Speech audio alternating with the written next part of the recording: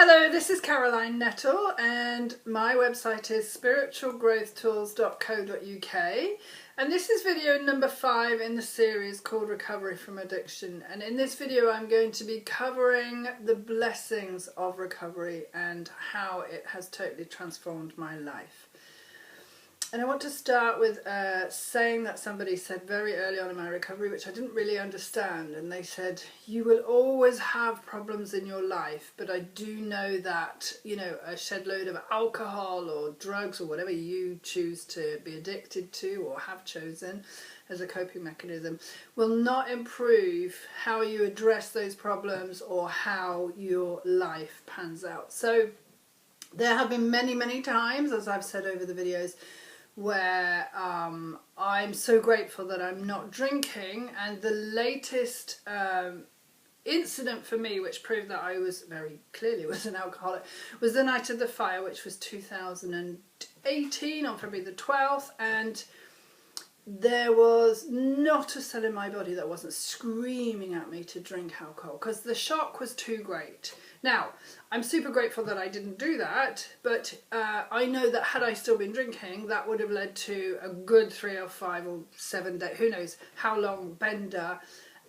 where I would have ended up in all sorts of trouble and drunk myself into a stupor, of course. And so I'm super grateful for the incident of the fire, which did really trigger me, because it showed me that actually all that I've learned I could put into practice. And my life was going through an enormous shock, of course, but I didn't resort to the bottle, which I would have done historically. Specifically, I remember when my dad died, I just couldn't cope with the feelings. Of course, that's usually the reason that addicts imbibe whatever it is they're addicted to or carry out the behaviours that they're addicted to. So what are the blessings that I have had from recovery? Well, I have been truly blessed to have some phenomenal women in my life, and I'm pointing here to the Satvik community. I have some deeply and profoundly fulfilling relationships with women from that community, so thank you very much to Sarah and Yvette for setting that up. I know it's gone slightly different way now, but yes, I have learnt with the help of many people, so clearly I didn't do this on my own, A, that I can't do everything on my own, which I really did believe in, but B, learned what it feels like to give and receive authentic love. I was really good in my drinking days and in my addiction of thinking that I was the kindest, most loving person, and I wasn't at all. But I didn't know that because no one had ever shown me real love. And because of those incredible women, who I'm still very lucky to count as friends, I learnt that I had the right to have a voice. I was lovable. I could be heard and it not kill me. And many other gifts that this community gave me, but specifically great, fantastic friendships.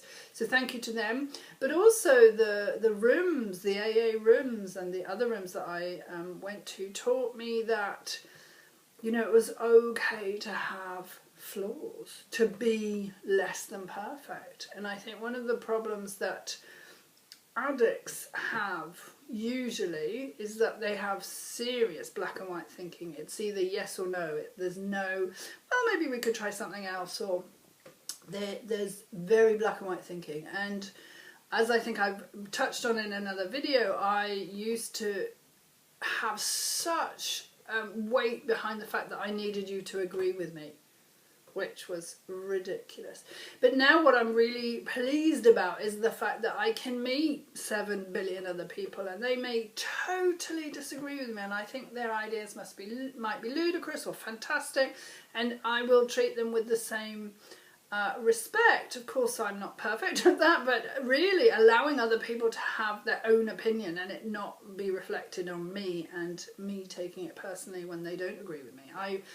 That is such a relief, really truly a relief, because, you know, I'm questioning the belief system or the mental powers or whatever that made me or formed it so that I thought that the way I think was a representation of me. Do you see what I mean? I'm really questioning that whole thinking set, which really didn't do me any good. So real freedom from being able to see other people and just allow them to be who they are.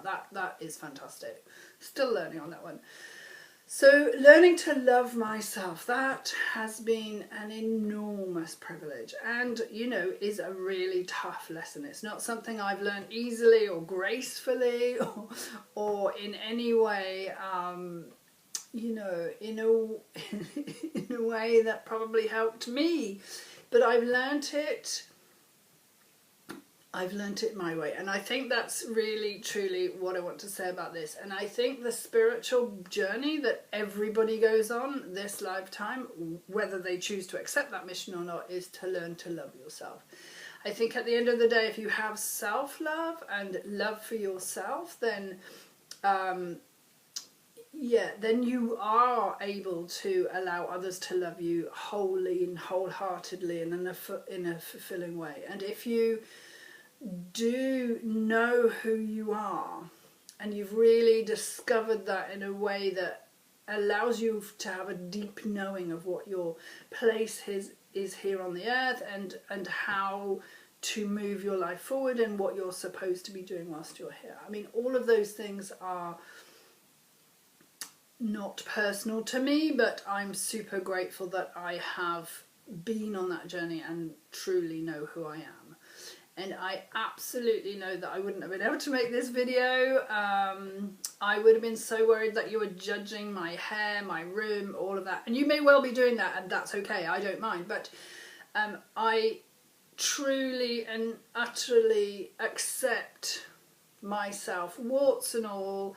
I know my good points, I know my bad points. I sometimes get a really nice surprise when somebody says something like, the other day someone said, you must be green-fingered because I really wouldn't want to do what you do, i.e. plant and grow. And it's like, oh, okay, I had never thought of myself in that way. But I love that you've told me that because, you know, my passion now is growing fruit and vegetables and herbs and good food and treating the planet well. And yeah, it makes me really, really happy.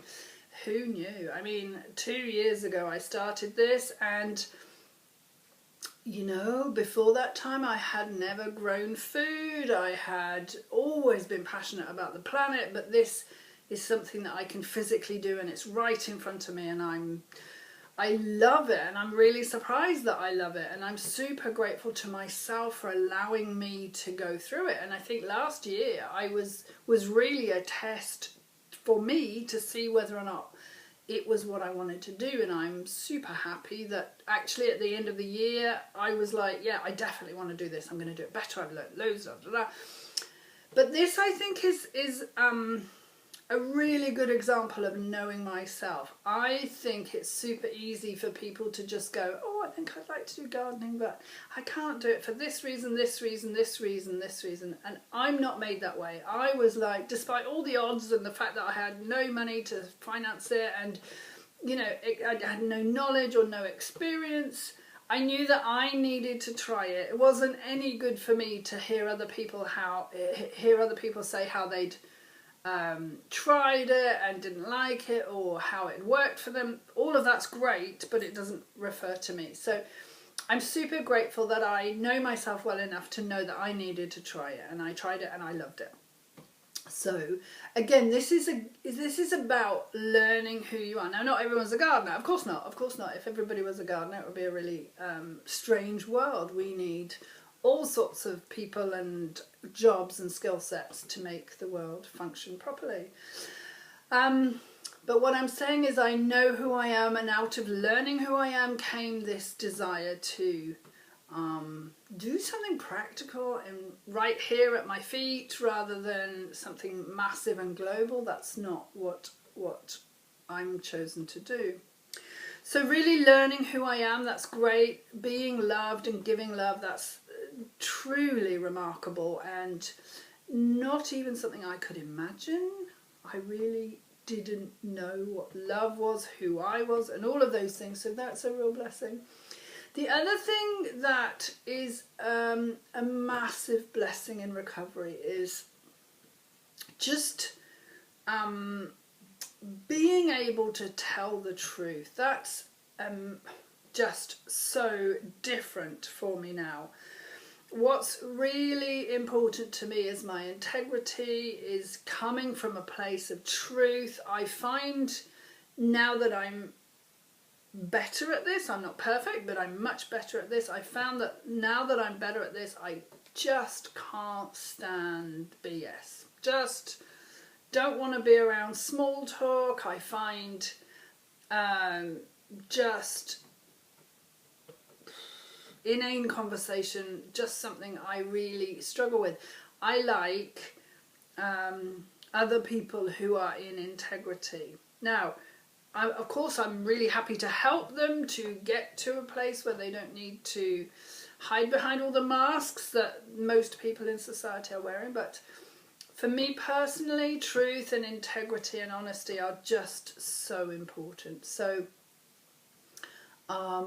yeah, and there's lots of different ways that really helps me. My friends are deep and profound friends of mine.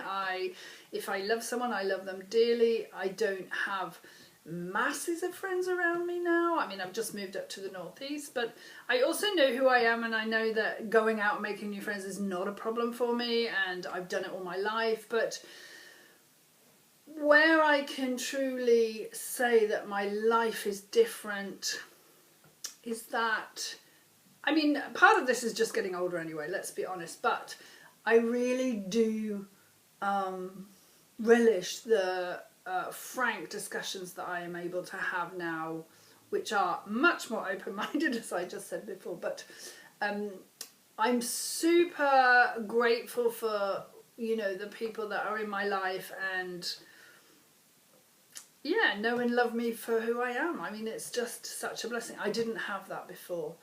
And the other thing that I want to talk about here, which is one of the blessings of recovery, is just being able to be grateful. Gratitude. I mean, it's such a small word, but it's such a huge implication. I remember one of the things that they taught me in treatment was that I needed to write a gratitude list every night, 3 things that I was grateful for, and I can promise you there wasn't a single thing I was grateful for. I was a super victim. Oh my goodness, I'd been brought up by 2 victims who had been brought up by victims, so really, you know, it was running through my veins, and I still struggle with that sometimes. I'm like, oh, I think I'm being a bit of a victim, but gradually I would recommend this to anybody watching this. You don't need to be an alcoholic or an addict to really benefit from this practice. So gradually I'd be like, oh, that person let me in front of them in the queue, or I'm grateful that I drove safely and I didn't kill anyone, or, you know, I was really scrabbling around for things to be grateful for. Now I have a book in, wow, just I'm grateful for the sunshine today. I lost a dear friend yesterday called Polly Higgins.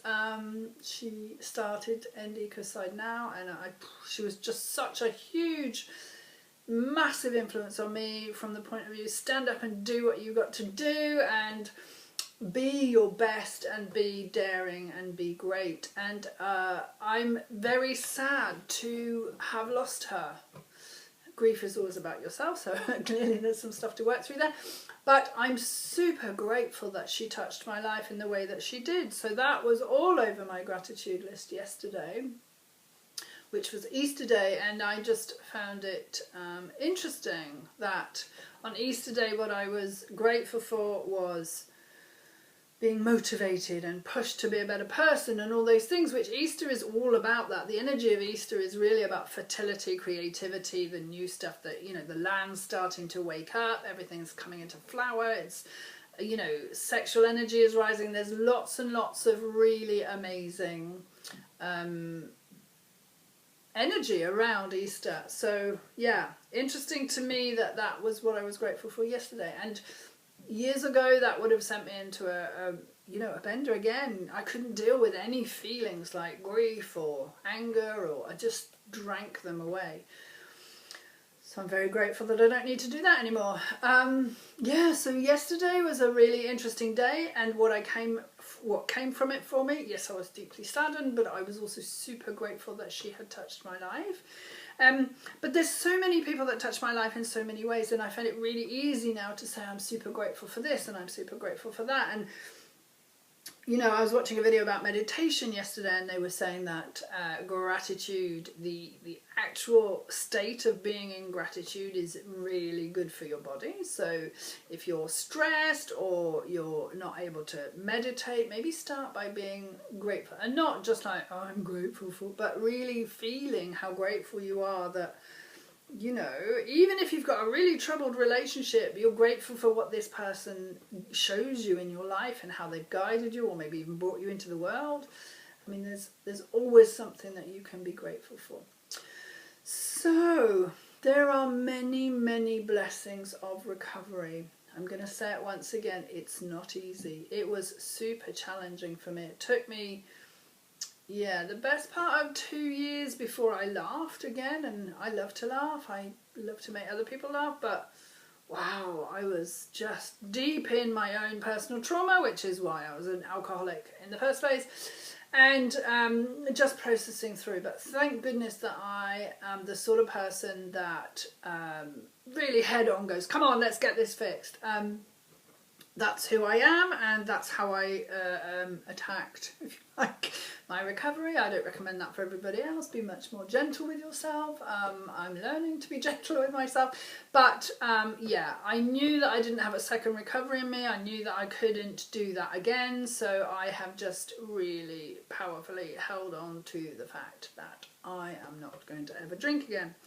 And last year was a very good example of how I can't get complacent about that. I really need to work on my alcoholism and other addictions that I carry, which were all coping mechanisms for that little girl in me who was just desperately unhappy with the circumstances at home. And that was coping mechanism number one for me, was food, first of all, because that's the easiest one to pick up, and then alcohol and cigarettes and men, and, you know, just on and on and on. Really, really crazy. None of it made me happy. And I'm not saying that I'm the most joyous person in the world, but I do have moments of contentment, and that is not something I had ever experienced before. So, I know this was a bit longer, but this one is truly the one that I wanted to really just start with and let you know how I feel about my recovery, because I'm hoping that by expressing this I can really share that life in recovery is just, it's worth the pain and the trouble and the, you know, the therapy and all the facing my feelings and learning to feel my feelings and learning who I was. I mean, it was all really hard, but sitting here now 12 years sober, just and a month now since I started these videos, I would highly recommend this to everyone if you want it, because the problem with addiction, in my opinion, is lots of people think they'll do it for somebody else, or they'll do it for somebody like their family or something, and it can work, but it's only, what my experience is, the people that have been really at rock bottom and then gone help, those are the people, because they've actually asked for help themselves, those are the people that get it. And the statistics I gave on another video are still really ringing in my head. So 3,000 people in the US alone, I think, die of alcohol-related diseases every year, and unfortunately only about 10% of alcoholics or addicts seek help, and of those 80 to 90% relapse. So statistics aren't great, but what I hoped to achieve in doing these videos, this video series, is to tell you that, one, it is possible. Two, if you're willing to do the work, willing to look at yourself, willing to look at why you needed to drink 3 bottles of wine a day to get through the day, or why you needed to, you know, snort cocaine, or whatever it was you did, if you're willing to really embrace change and look at how you can serve your community, because I think that's something addicts don't know how to do. Personally, I didn't know how to do, that's fair. It is 100% worth it. I cannot imagine my life today with alcohol and, you know, just all the behaviours that I had, and that constant, God, I hate you, you're really awful, just self-punishment. I mean, it was horrendous. So that's 20 minutes. It's a bit longer than I wanted to be, but I just really wanted to say it is possible. You can do it. I'm really excited to help you if you think I can. And the best thing to do is just get in touch with me either on Facebook, Caroline Nettle, or Spiritual Growth Tools, the page on Facebook. Or you can go to the website www.spiritualgrowthtools.co.uk. That's .co.uk. Do get in touch. I will happily discuss any part of recovery with you if you're genuinely interested in getting help. So if you're overseas, that would be on Skype. If you're in the UK, that would be on the phone. So I really hope, my honest hope here is that this has somehow inspired you to get your own recovery, or helped you along the way by showing you a little bit of what it takes to maintain recovery, because it's quite easy to give it up. Not easy, but the easy part is giving it up. The hard part is maintaining it over a lifestyle. So, once again, thank you ever so much for watching. I really appreciate you taking the time out. If I can help in any way, please get in touch. Thank you.